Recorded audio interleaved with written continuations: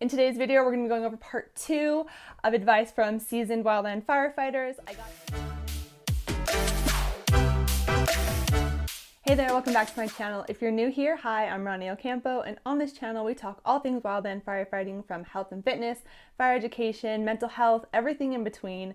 So if you're interested in wildland firefighting, I highly suggest that you subscribe, hit the notification bell so you guys know when I upload, which is on Wednesdays for Wildland Wednesdays. I got this information. I had asked in the Wildland Firefighting group on Facebook. I said, hey, if you give one piece of advice to a new person getting into wildland firefighting, what would it be? And I had an overwhelming response. So I'm just going to read the comments off from them because I want to give credit where credit is due.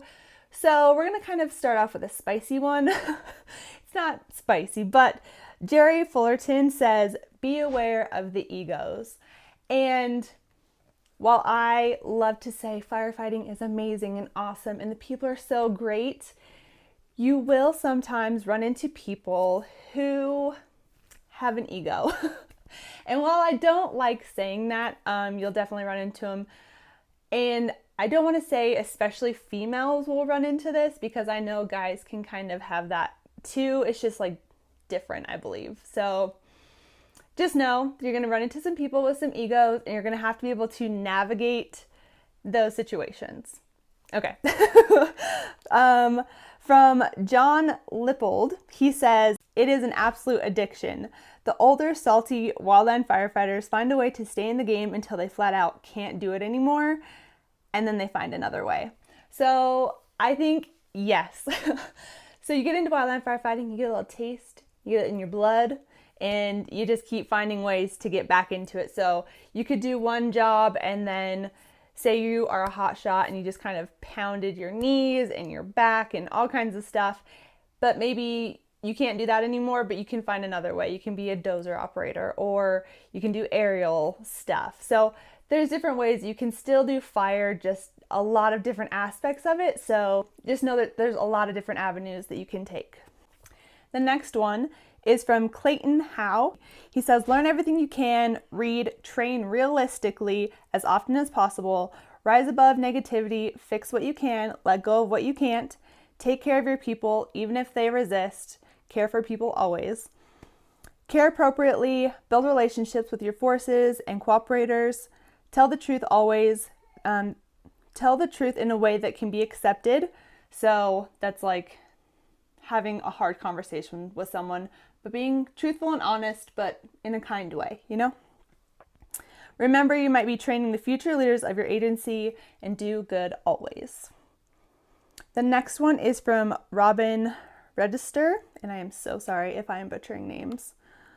But she says, patience, positivity, and flexibility. If you don't have all three, you may as well do something else. So I really think that this speaks to the dynamics of firefighting.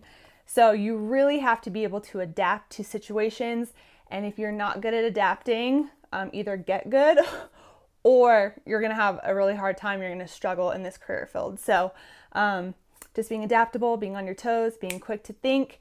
Everything can change in an instant. So be adaptable. This next one is from Ryan Brown. He says, don't do it for the money, do it for the satisfaction and feeling you get protecting others. We all know, if you look at firefighting, wildland firefighting, you look at the jobs on USA Jobs or whatever, at least federal jobs, the money is not where it should be. You do not get paid well as a firefighter. I don't believe that wildland firefighters get paid enough. So you're definitely not doing it for the money if you get into it and you stick with it as a career, that's for sure. So just take pride and enjoy the satisfaction that you get from the job. The next one is from Don Kawai. He says, make sure your family is on board. And this is a really big one. This is gonna be like a whole nother video. Family, being married, being single, like what do firefighters do? Because having a family in this career is very, very difficult. It's definitely doable and manageable, but there are a lot of divorce rates. You're gone a lot. You have to have a lot of trust. So definitely make sure your family is on board. The next one is from Rich Rivers, and he says, Watch the seasoned ones, listen a lot.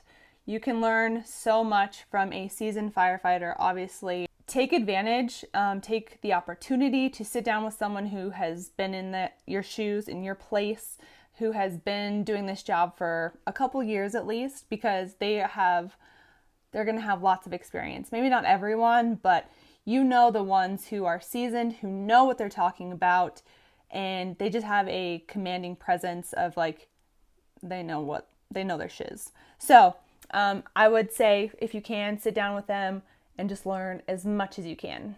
I thought this next one was a really good one. It's simple. It's kind of like, you're like, oh, that's common sense. But if you're not thinking about it, you may just like completely space on it. This is from JT Orta, and he says, pay your bills before you lose cell service or set them up on autopay. And while I was like, well, duh. But if you're not thinking about it, then like I said, you're just gonna like, it's a common sense one, but thought it was good to put in here. All right, the next one is from Travis Reed, and he says, volunteer for everything, be it the shit jobs, a class, or a training opportunity, or an assignment. So here's why I totally agree with that. Even if you're doing the shit jobs that no one wants to do, or taking the assignment that is kind of, you're like, I don't want to do that. You're going to learn something. You're going to get something out of it. If nothing else, you will get a sense of appreciation for the next job that's just a little bit better and less shittier than what you just did. So, Travis, yes. This next one is from Patrick Jose, and he says, there can be slow fire seasons, which is frustrating, and there are busy seasons, which can be frustrating, so be ready at all times. So you can be super gung-ho, you are ready, you're like, I am born for this, I am born ready, let's put me on a fire. And then you don't get a fire call, which can be extremely frustrating. So just know you can have like a super slow season, you can have a mediocre season, and then you can have like a super high intense go season. So just be ready for whatever. And then the last one, I think I saved a really good one because I was like, oh man, this is genius. So this is from Lindsay. I don't know her name. Sorry, I can't say her last name. But she says, bring enough tidies, like tidy whities. But also, I wear my socks inside out so the seam doesn't rub my toes raw. Freaking mind blown. I should put an emoji of like mind blown right here. Let's do that. I thought this was a really, really good tip, so I wanted to make sure that I put it in here because that was like some really good advice. Also, you can send this to your friends who are going to be doing firefighting because they're going to need to know advice from seasoned wildland firefighters. So feel free, share away, and take some good notes. Hopefully you took some good notes. Leave your favorite one down in the comments. I would love to know that. Leave your favorite piece of advice, your little aha moment. Please leave that down in the comments. We're going to be doing part 3 next month, so be on the lookout for that. All right, I'm going to go now. I will see you guys in the next one. Bye. Side note, for the shirt, this is my grandfather's. It was gifted to me, so I just feel like I had to wear it today. Kansas City Chiefs. I'm not a football kind of a gal, but I just have to say, it's for my gramps.